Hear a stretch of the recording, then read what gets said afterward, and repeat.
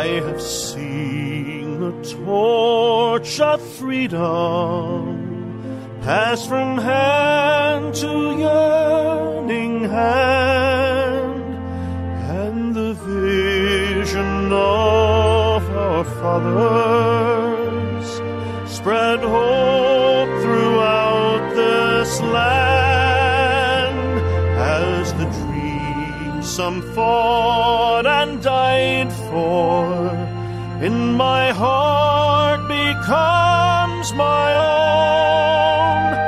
I will strive to keep her promise, America, my home. America, America, may God bless America, and freedom reign across America, my home. From the shorelines to the prairies, to the cities great and small, we have reaped the fruits of justice and liberty for all. So with deep appreciation for the blessings of freedom that we know in this wonderful land of ours, I'm Dr. George Simon, welcoming you to another edition of Character Matters. This is the program where we talk about what I consider to be the defining issue of our time. The character crisis that we have faced for decades, and that affects every single aspect of our lives, our individual relationships, our marriages, families, our community relations, our civic affairs, our politics, our international affairs, our business affairs. Every aspect of our lives is affected by the character issue. And so I've spent a lifetime writing about it and speaking about it to professionals and lay audiences all across the country, all across the world, as a matter of fact, and bringing you this program here on UCY.tv every Sunday evening at 7 p.m. Eastern Time, 6 p.m. Central, 4 p.m. Pacific Time. And we are live tonight. We are live tonight, Sunday, April 29th, 2018. We are live, and I can take your phone calls at 501-258-8326. That's 501-258-8326. We'll be talking about several things today, but we will have plenty of time for phone calls. So if you have a question you want to ask, a situation you want to share, something that has been troubling you, or something you just think would be of interest to the audience, then because we are live tonight, Sunday, April 29th, 2018, we can take your calls at 501-258-8326. That's 501-258-8326, and I'll be happy to take your call. Well, what an interesting week it has been once again. And, I'm going to talk a little bit first before I talk about the post that I made on my blog at manipulative-people.com or drgeorgesimon.com. That's drgeorgesimon.com. Either URL will take you to the same place. And I posted another article on Friday. Friday is the day to post articles on the blog. And this time, my article had to do with explaining what the various tactics are really all about that manipulators use. I see we have a call coming in. I'm going to go ahead and take this call. Hello and welcome to Character Matters. Hi, Dr. Simon. Thank you so much for taking my call. My name is Karen. I'm calling from Virginia, and I've just recently become familiar with your work. I've ordered all your books, and I've started reading Character Disturbance. I'm waiting to get into In Sheep Clothing next, so I'm really excited. I'm so grateful. And I'm calling maybe for some guidance to try and understand. I've had a 26-plus year marriage that it's just been really, really destructive and dysfunctional all these years, and I'm not sure exactly how to identify exactly what I'm working with and what the best tactic is for proceeding either towards dissolution or, if possible, towards making, the relationship a more functional, healthy, positive, nurturing place. Mm-hmm. And did you say you've been married 26 years? Yes, sir. And we have 4 children. We've been married 26 years. And how old's your youngest? Our youngest is 13. Mm-hmm. So, a concern for the children and for not wanting to break up the home. We are Christians, and we believe that, there's all this stuff about, the sacred covenant that we believe very strongly in. But I got to the point where I felt like, possibly staying and modeling a dysfunctional relationship was more destructive for my children than leaving, even though that's certainly never been what I've ever wanted for them, for myself, of course, for my husband either. Mm-hmm. What seems to be the biggest area of stress for you? Well, he's a very, he comes from a very pained background of abandonment and neglect. His mom was a single mom of 6 children by the time she was like 29 years old, and they're from South America. They were raised in a great deal of poverty, and she just got overwhelmed, and so she just checked out. She would just, for days and days not even talk to the kids. They kind of raised each other. So it was a very dysfunctional situation.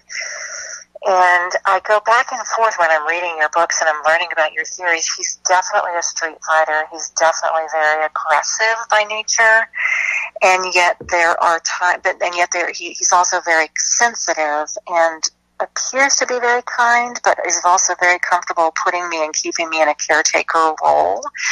So it's a combination of being very, sensitive, and like he'll, say all these platitudes about, we can, we just need to do better, we need to do right, and, we can do this, and, it's almost like reading a Hallmark card, we just have to love each other, but then next thing I know, I'm turning around and any little thing, and he's being aggressive and angry, and... Well, can you give me an example of the most stressful kind of thing that will occur between you?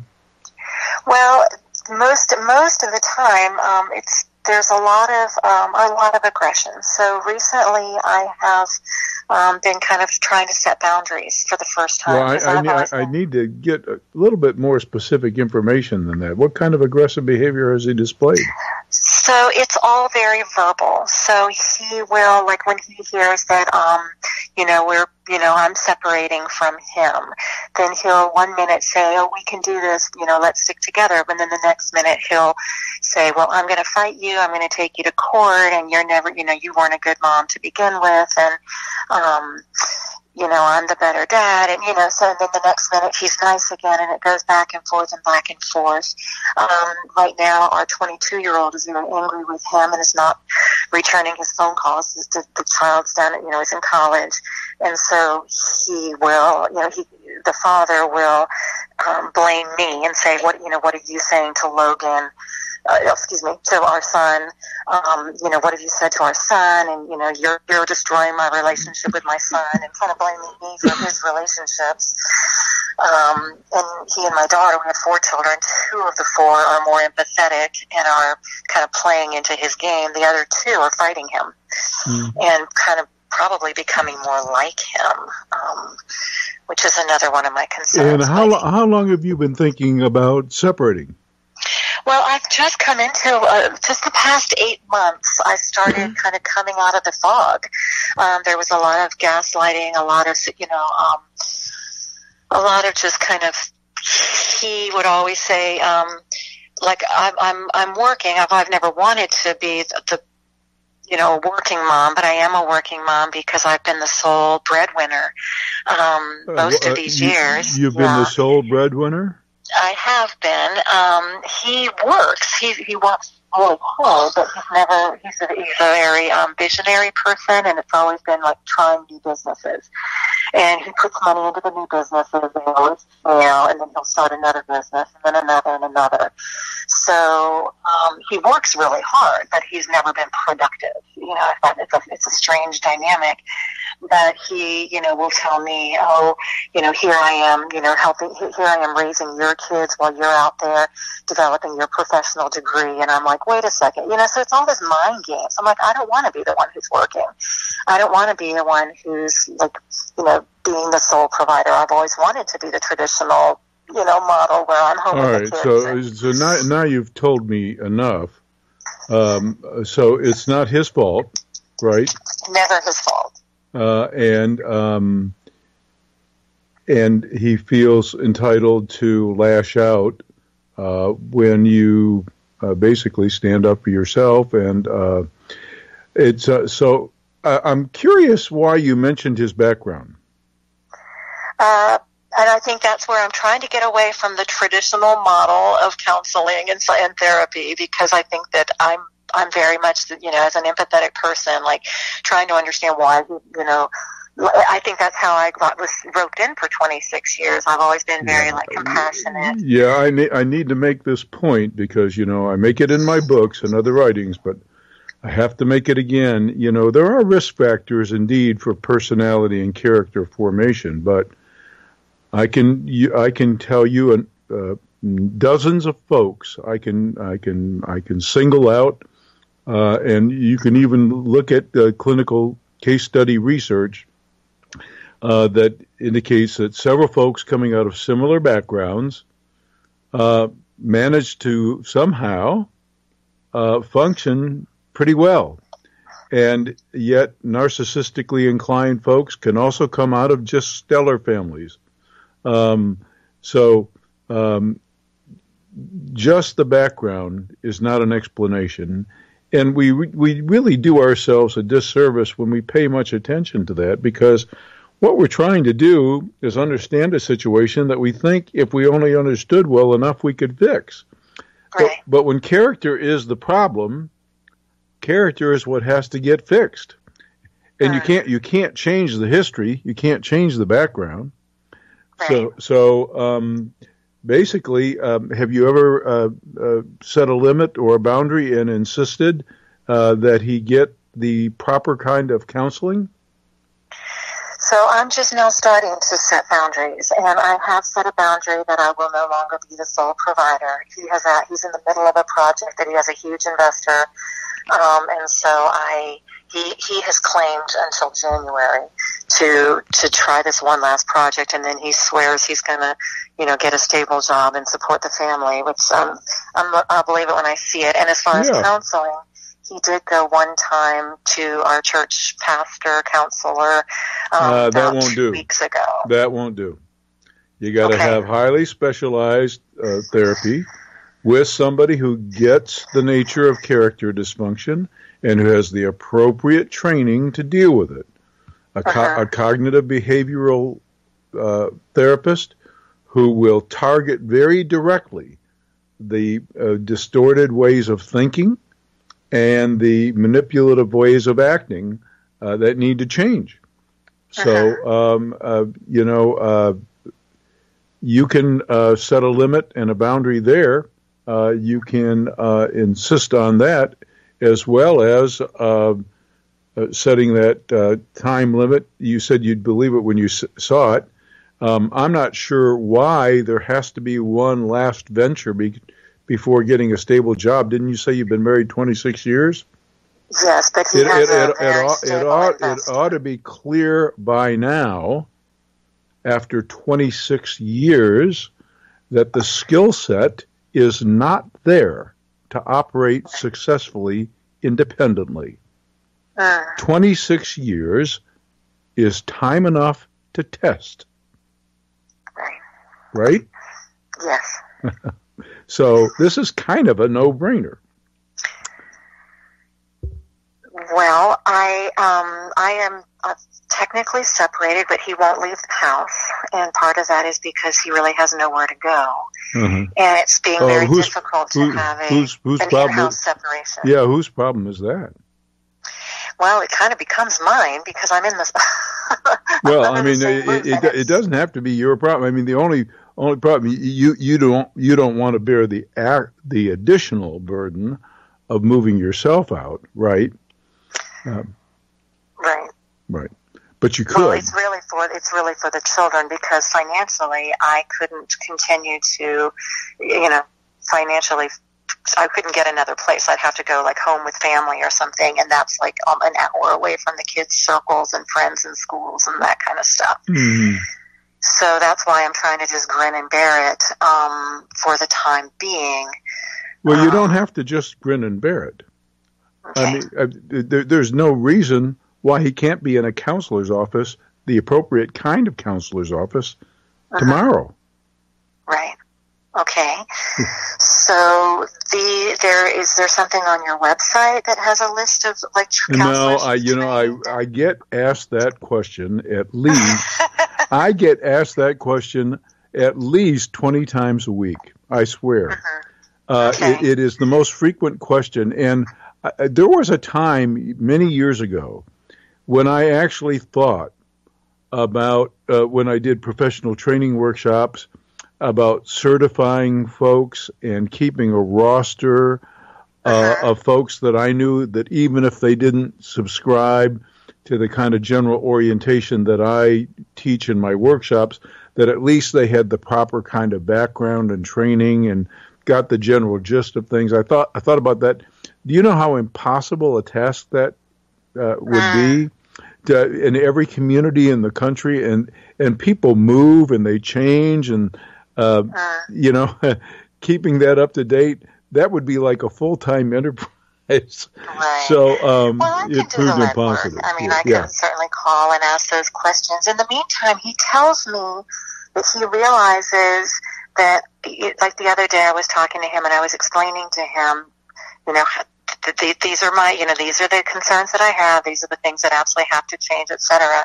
And his response was, well, you've never told me this before, and I never realized how thin-skinned you are, but I will make an effort not to be so aggressive anymore. So, I mean, I appreciate him saying, I'll make an effort not to be aggressive anymore, but I'm also hearing you're blaming me for being thin-skinned rather than owning. Right.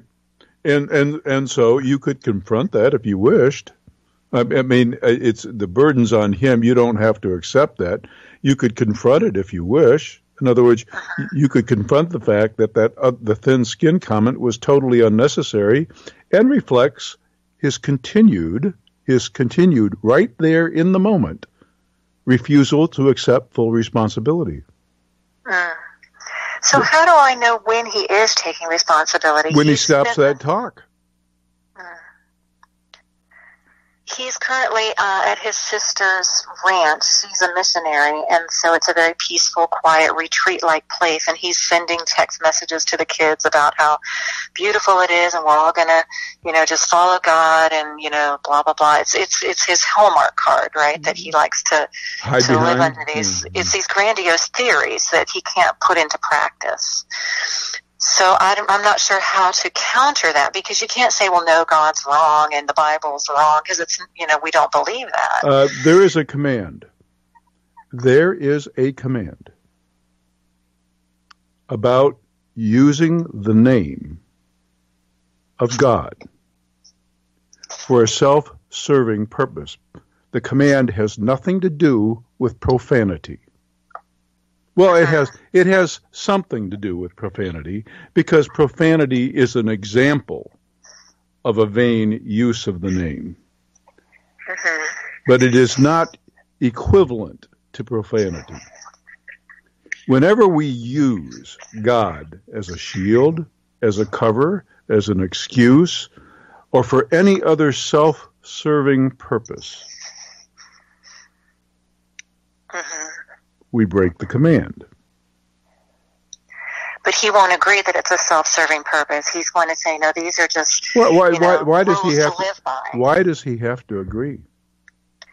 I guess I'm trying to see whether it's possible to get on the same page. And all you have to do is judge his behavior. If he's doing that, if he's using God for cover, if he's manipulating the children with God, he's not changing.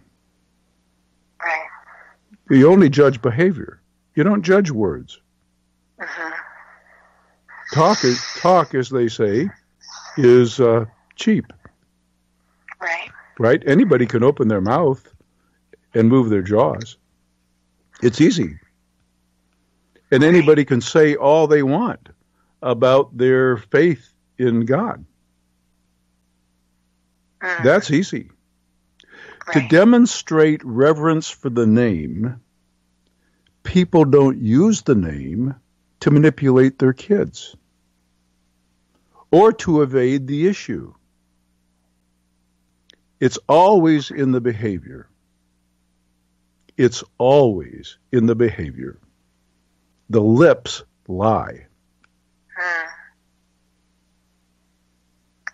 Right. So you're going to be reading about that as you delve into the book. Okay. Well, I'm already 40 pages in, and I'm just so excited and can't wait to learn more. I just didn't know if my own behavior, if there's anything that I can, short of counseling, that it kind of puts it in someone else's lap. What, if anything, I can be doing? Well, you'll read it in sheep's clothing that the main thing you need to do, your biggest tool of empowerment, is to put the ball in the court where it belongs. The responsibility belongs on him to get. It's been 26 years he's had to develop his character. Right? Right. Has it changed? I have seen he has, in the past maybe 4 years, he quit being so explosive when he finally came head to head with the fact that was just wrong and bad. He quit being so explosive because he was very explosive for most of the time. And now he says he's going to quit being so aggressive. I haven't had any time under the bridge to see whether that's true. I'm guessing it's not, because I think when he gets agitated, that's his default behavior. Yeah. You've lived with him all this time. What's been his resistance to working for someone? I think it's a pride issue, and I think it's a shame and a humility. I probably think, like you said, he lacks a skill set. Oh my goodness, are you going to get benefit from the books? Oh, good. Oh my goodness. Okay. There are people who have it within their heart to subordinate. And then there are people who have this key character flaw where they will not subordinate. These are the people who love to claim God. They love to claim God because they love to claim subordination to God when they violate every single rule that God dictates. But what's wrong with them at the core is they always want to run the show, even when it's proven after 26 years that they can't. So the problem is not shame, it's not guilt, it's not all kinds of other things we conjecture. The problem is that willingness to subordinate, and that runs deep. And it requires a special kind of therapy to address. I pray that you find, that he finds, the right person to confront that. And if you don't, and if he is of a mind to, if he's willing, and he was at least has somebody to work with, and that person is willing to engage in a collateral consultation with me, or he is willing to do that, I'm open to it. You can find information on how to do that on my blog. Oh, that's an awesome idea. So in the meantime, when I'm interviewing counselors, how can I find out whether they're, consistent with what we need? You might ask two questions. One, whether they really have expertise working with personality and character disturbances, and second, what their approach is. And their approach, the answer ought to be that they adopt a cognitive behavioral framework which targets both the thinking patterns and attitudes of the person as well as their behavior. Awesome. Okay. Thank you so much. I really appreciate it. I can't wait to read more and keep listening and supporting what you're doing. I'm very, very grateful. Thanks, Karen, for the call. Take care. Yeah. Bye-bye. Bye-bye. Well, that was a wonderful call, and I sure hope that Karen gets the help that she needs. And if you want to give us a call, if you have a situation you want to discuss, a problem you want to address, maybe just a question you want to ask, give us a call at 501-258-8326. That's 501-258-8326. We are live tonight, April 29th, 2018. We are live on UCY.tv, and I can take your calls at 501-258-8326. Well, that was a great call, but I've kind of forgotten where we were headed. I was explaining the blog post, I think, that I posted on Friday on my blog at manipulative-people.com and drgeorgesimon.com. That's drgeorgesimon.com. Either URL will take you to the same place. And I've had a kind of a little mini-series going on for the past few weeks on manipulation tactics and how to respond to them, and explaining what they really are, how manipulators operate. So I think you'll find the little mini series helpful. Actually, you'll find hundreds of articles on the blog. You'll also find how to get in touch with me personally. There's a tab on the Contact Dr. Simon page that allow you to send a message directly to me. And there is a tab for the consultations that I just mentioned to our caller, our last caller.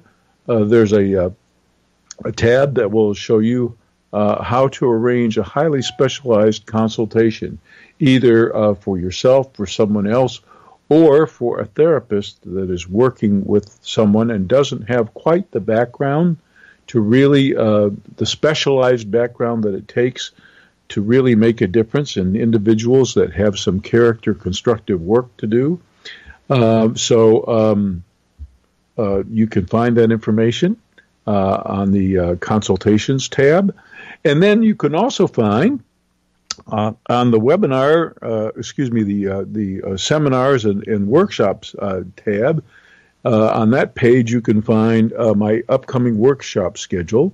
The first two upcoming workshops in June are already up, and next week I will be posting some more information on some other upcoming workshops. So you can just mosey on over to that tab and find that information out. And my last caller also mentioned my books, my 4 books. There's a tab on the blog that will give you a kind of an overview of all 4 of my books.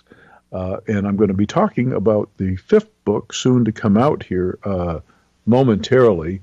But my 4 books, In Sheep's Clothing, Understanding and Dealing with Manipulative People, that's the international bestseller on dealing with folks with character disturbances who know how to manipulate you, make you think like you're the crazy one, that you don't have the problem that they do. And my book, Character Disturbance, The Phenomenon of Our Age. This is the book that lays it all out there, all the various disturbed characters you're going to meet in your lifetime, how to understand what they're really like and how they operate, and most especially what to look for in the way of help when you're seeking help. And then my book, The Judas Syndrome, the only book that I've written that is specifically tailored toward the Christian faith community, and then, and by the way, is about how genuine faith in action, not just professed on the lips, can truly transform a life. And then my book, co-authored with Dr. Kathy Armistead, The Relationships Survival Guide to this character-disordered world of ours. My book with Dr. Kathy Armistead, How Did We End Up Here? Explains how you may have ended up in that relationship that you once thought was just the greatest, but now realize is toxic, and how to navigate through this world of ours that is so full of character disturbance that you don't want to make some similar mistakes again. You don't want to get yourself in similar circumstances again once you fully recover from the bad circumstance you've been in. So all four of my books are featured on the blog as well, and they're readily available on Amazon, and most of them digital download, and In Sheep's Clothing is available as an audiobook too. And I've gotten a lot of comments from folks about the audiobook and about how helpful that is. I've gotten several emails about from folks about how they've listened to it more than once and will listen to certain chapters more than once while they're driving the car, and how helpful that is. So I encourage you to avail yourself of all those resources on the blog, including the hundreds of timely articles. But I also want to talk about a couple of the other things tonight. I wanted to give an example of just how serious this character issue has become, and how it affects every single aspect of our lives. Now, I'm going to perhaps offend some folks here because I'm going to talk about some political matters. I will make a confession right up front. I maintain a very rigorous political independence. The reason I do that is simple. I do not see that either folks on the right or the left of the political spectrum have any corner on the truth. There are things of great value that both sides have to offer, and there is some foolishness and some short-sightedness on both sides too. I always land on the side of character. I know that no one's going to be perfect in elected office. I know that. But what matters more to me is how authentic and genuine and principled the person is. I know I'm not going to agree with every decision that they make, but I want to know that their heart is in the right place, and that they're guided by something other than their own lust for power or thirst for self-aggrandizement.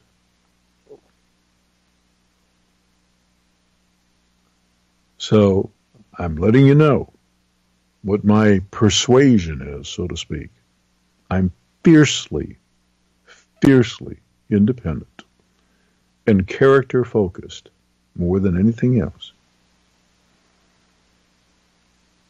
And we have a character crisis in the echelons of our government, the likes of which we haven't seen in a while. And it was on full display this past week. Now, you know, there may have been some very legitimate concern about one of the nominees for a position. There may have been some very legitimate concern about his preparedness, his capabilities, but then all sorts of stuff started coming out in an attempt to derail the nomination that was later demonstrated to be false. And a person and their reputation got pretty badly damaged.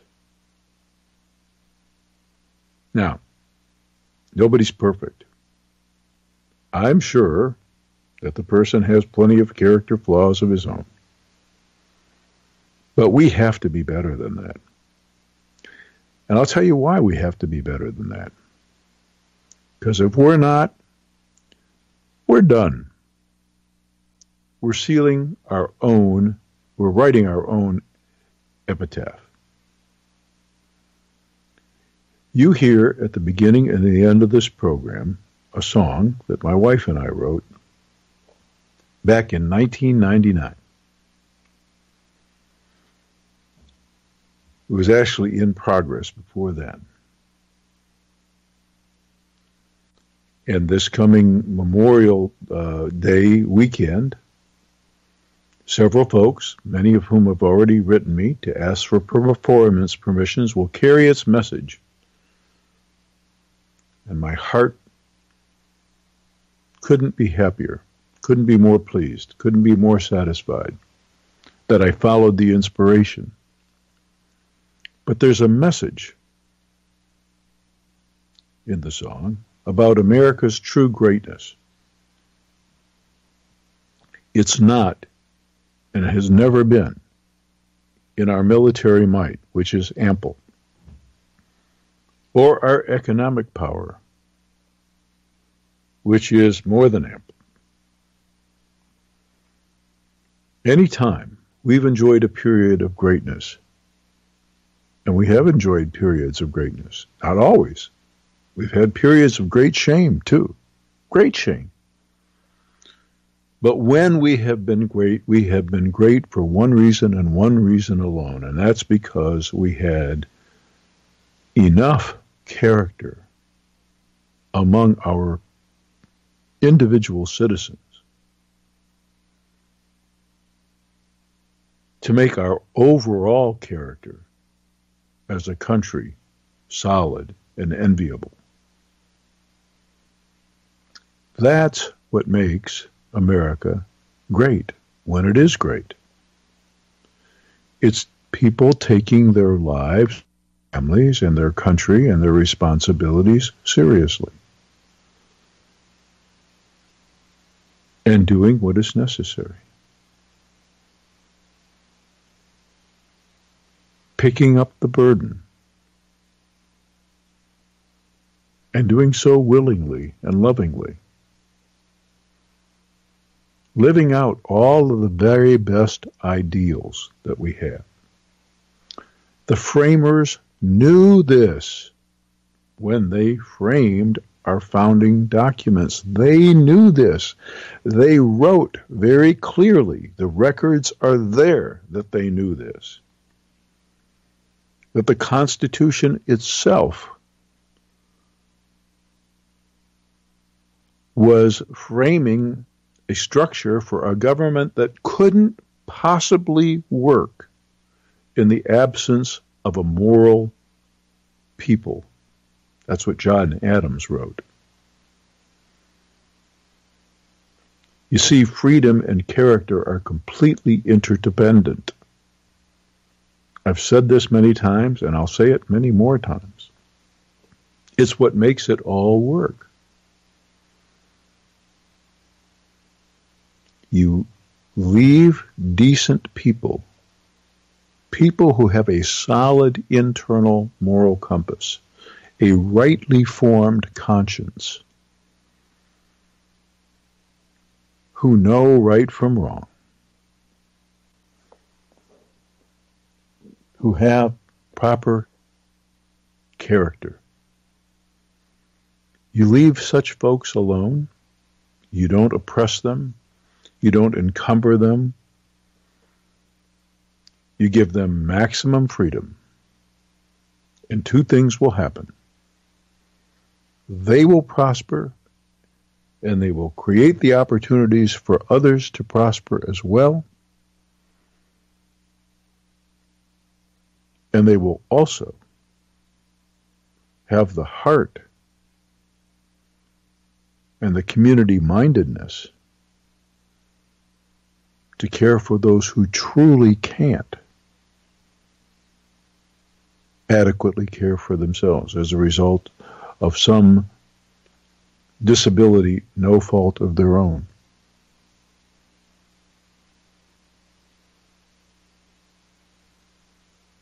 That's how it works.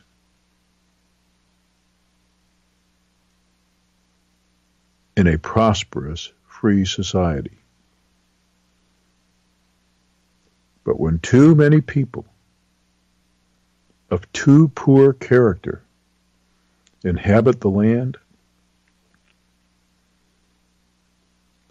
then we always turn to what we think will save us. We always think that more rules, more regulations, more restrictions on freedom are necessary to keep us safe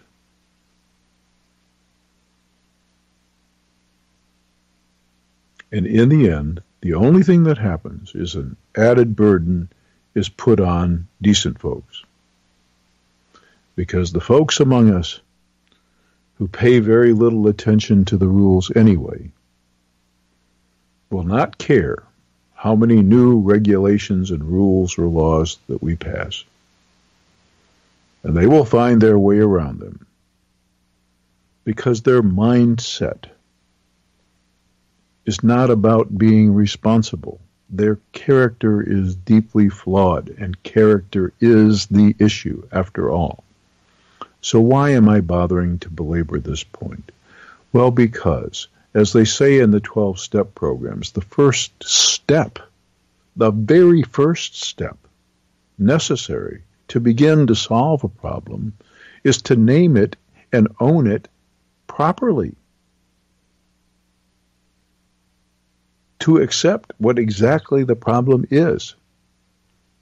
And I've said it before, and I will say it again. We don't have any problems that aren't related to the character problem. That's our problem. It's infecting everything, and it's affecting everything. It's why our families don't hold together. It's why our communities don't function. It's why our politics is broken. Every single aspect of our lives is related to it.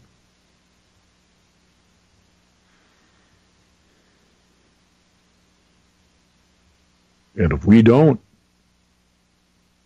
we don't make it matter again, that's why this program is titled Character Matters. Because it does. That's why I've spent my professional lifetime writing about it and speaking about it. It matters. It matters in every aspect of our lives, more than we like to think.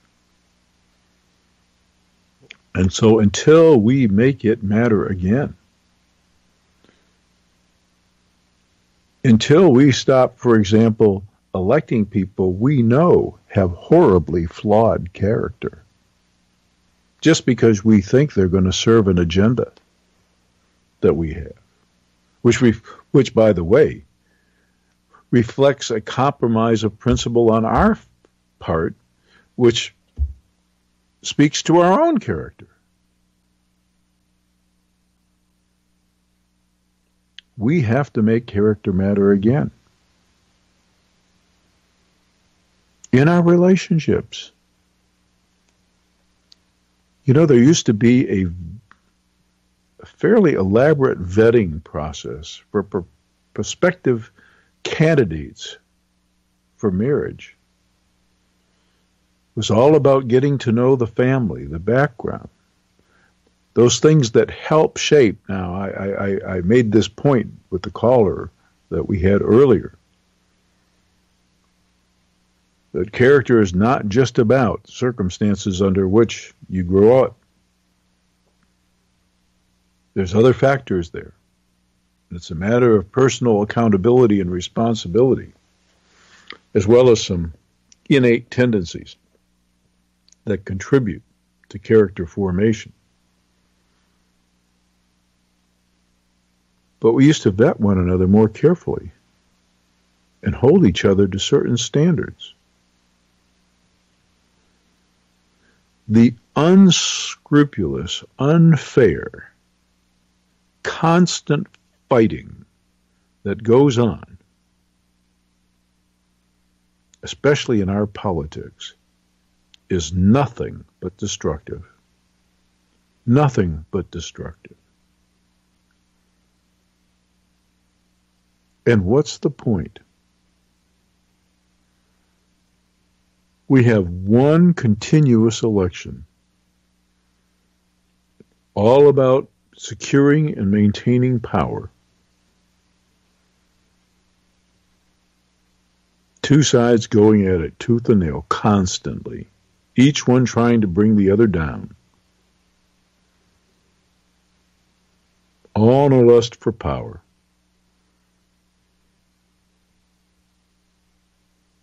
And Lord Darfur Acton was quoted as saying that power itself is the problem. That power tends to corrupt and that absolute power corrupts absolutely. Well, he is wrong. Lincoln knew that. And you don't have to look very far to demonstrate it. I point it out in my workshops all the time. I point out in my workshops that if it were true that power tends naturally to corrupt and that absolute power corrupts absolutely, if there was that kind of intrinsic relationship between power and character, then no infant child on the planet would have ever survived, because the power that a parent has over an infant is absolute. They're totally at your mercy. They can't do anything for themselves. They're completely and utterly dependent.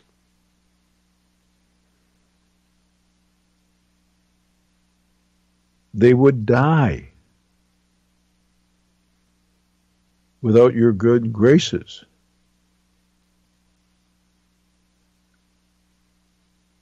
Without the benevolence and care of their caretaker. And unfortunately in our day and time, sadly, not all, and unfortunately in way too many numbers, but for the most part, thank God, for the most part, most people come to the enterprise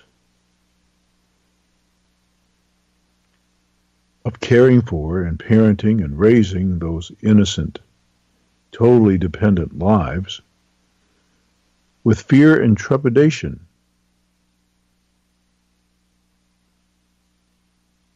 The power doesn't go to their head, and it doesn't corrupt them. They're in awe of the power they have. They know that if they don't act in a conscientious manner, that this fragile life that they've been given to care for will perish. So even with all this power, they have something else that tempers the potentially corrupting aspect of power. And that other thing that tempers that is empathy and care and principle and dedication, character. Sadly, all too many these days don't have the character, to properly parent. And that's part of the reason we have so many character-disturbed young people who turn out to be character-disordered adults. I do have hopes for this current generation, however. I'm seeing some swinging back of the pendulum. I'm seeing people trying to find their own set of principles. They're tired of the hypocrisy of folks saying one thing with their lips and then behaving entirely differently. As I mentioned to the caller earlier, it's so easy to move your mouth and flap those jaws and talk about God. It's another thing to truly revere the giver of life and life itself, and to dedicate yourself to the service of life. It's all reflected in the behavior, how we really regard our relationship, what kind of relationship we're in with our higher power.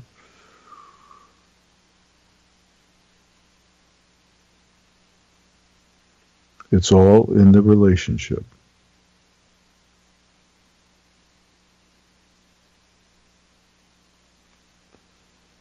It's all in the relationship.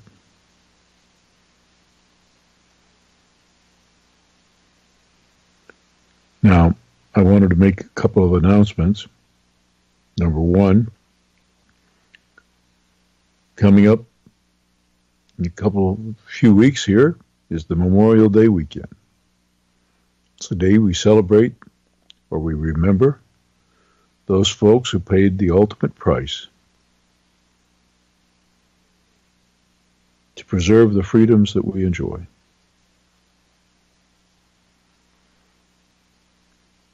And I get requests, and I'm always honored to, and I would ask you,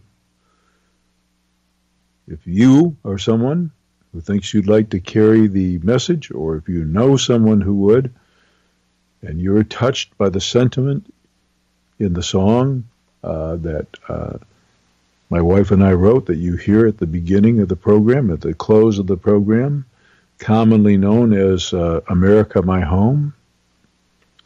The song is actually formally titled Anthem for the Millennium, because that's why we wrote it, to usher in the new millennium in the hopes that we'd be turning this character thing around and helping to make America great again the only way it will truly be great again, and that is when we have more people of more decency of character among us. So I invite you to go to YouTube and look at the several videos. I heard from David Bancroft of the blog USA Patriotism that they're going to be doing a brand new first-class video montage to this iconic, inspirational, patriotic song. And some other freelance producers have done the same. So I'll be posting links to that when I get them. But I encourage you to Google or go to YouTube and search for America My Home and become inspired yourself. And if you or you know someone that wants to perform and help carry the message, the song at your church-sponsored event or outdoor get-together or commemorative event of some type this Memorial Day weekend, I'd sure be happy to send you the music or the performance CDs. So go to my blog site at manipulative-people.com or drgeorgesimon.com. That's drgeorgesimon.com, and learn about things. There's a tab on the site where you can learn all about it and get information. And nothing would make me happier or prouder to have someone else wanting to carry the message about the importance of character and preserving this wonderful freedom that we enjoy, and helping to ensure it for future generations. And then the other thing I wanted to alert you to is that I will be having an announcement fairly soon. I've been my own worst enemy, I admit, and I've had many false alarms, but I will have some announcements soon about my upcoming book on the 10 Commandments of Character. This is something that I feel so strongly about that it's taken me a long time to be comfortable with the product that I'd like to release. And it becomes even more important to me every single day. It's likely to be my last book, in addition to the books I have already written. In Sheep's Clothing, Understanding and Dealing with Manipulative People, the international bestseller, and many regard as the definitive book on manipulation, gaslighting, how to avoid it, how to empower yourself. And then my book, Character Disturbance, the Phenomenon of Our Age, that talks about all of the character disturbances out there, what these folks are like, how they operate, and most especially what you have to look for in the way of help if you're seeking help to deal with the problem. And then my book, The Judas Syndrome, the only book I've written that is specifically geared toward the Christian faith community.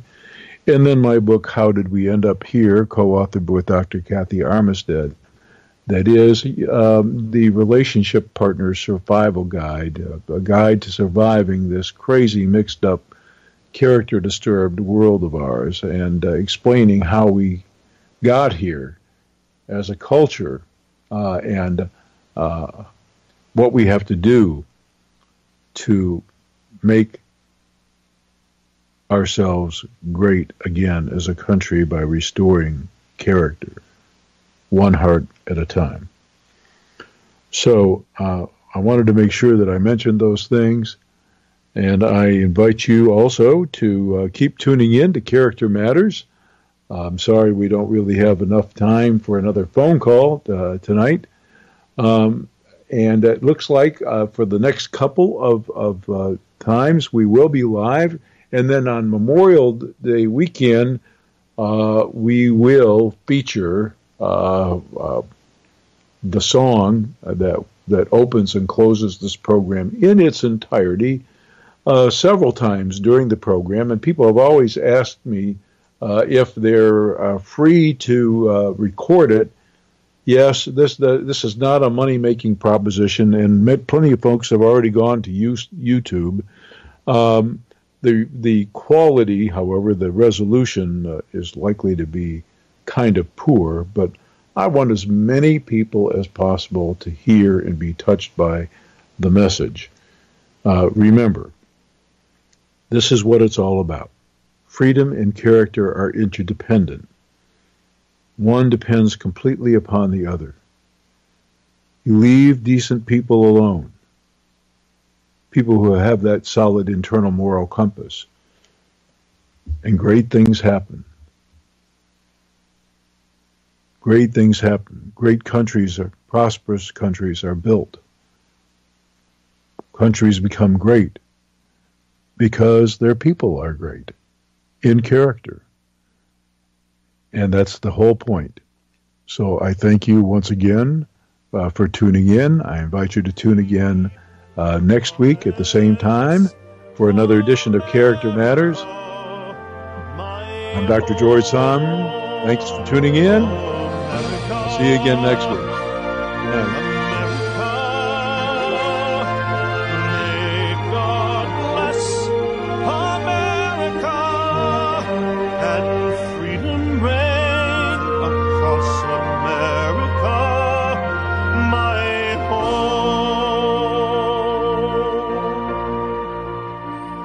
From the shorelines to the prairies, to the city